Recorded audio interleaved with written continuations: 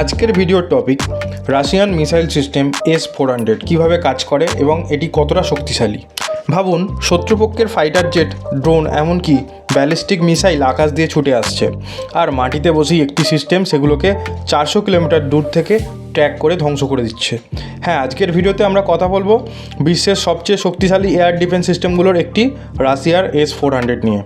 এই সিস্টেম কেন এত আলোচিত, কেন ভারত সহ একাধিক দেশ এটি কিনছে, আর সত্যি কি এটি গেম চেঞ্জার? চলুন শুরু করা যাক। সবার আগে S-400 কি?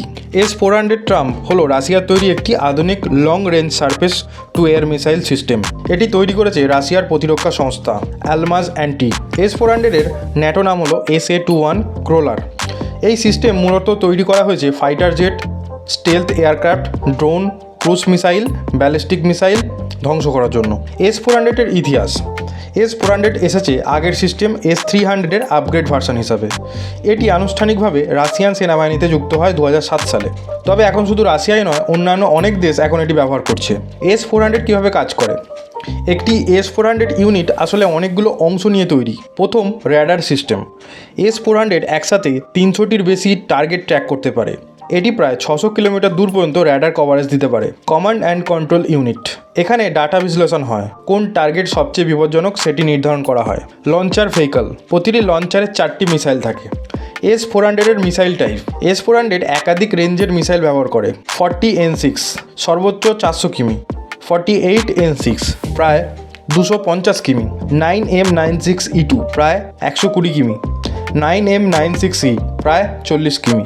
অর্থাৎ এটি লং, মিড ও শর্ট রেঞ্জ সব কভার করে।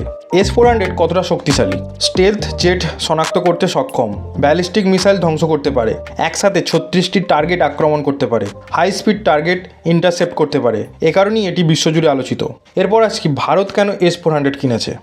ভারত 2018 সালে রাশিয়ার সাথে $5 বিলিয়ন চুক্তি করে S-400 কেনার জন্য।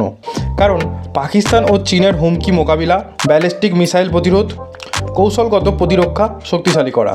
এই চুক্তির কারণে ইউনাইটেড স্টেট CAATSA আইন অনুযায়ী নিষেধাজ্ঞা হুমকি দিয়েছিল। এই মুহূর্তে কোন কোন দেশ S-400 ব্যবহার করছে? রাশিয়া, ইন্ডিয়া, চায়না, তুর্কি। বিশেষ করে তুরস্ক S-400 কেনার কারণে ন্যাটোর সাথে সম্পর্কের টানাপোড়েন তৈরি হয়েছে। S-400 বনাম প্যাট্রিয়ট।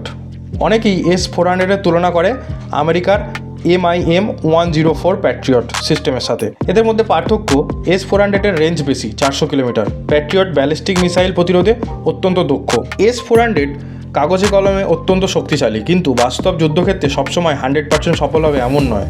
যে কোনো এয়ার ডিফেন্স সিস্টেম নির্ভর করে অপারেটরের দক্ষতা, integration system, electric warfare, cyber সিকিউরিটির উপর। ভবিষ্যতে আসতে চলেছে S-500। রাশিয়া ইতিমধ্যেই তৈরি করেছে S-500, যা আরও উন্নত ও স্পেস লেভেল হুমকি মোকাবিলার জন্য ডিজাইন করা। তো S-400 শুধুমাত্র একটি মিসাইল সিস্টেম নয়, এটি একটি multi layered air defence shield. এটি আকাশ প্রতিরক্ষার ধারণাকেই বদলে দিয়েছে।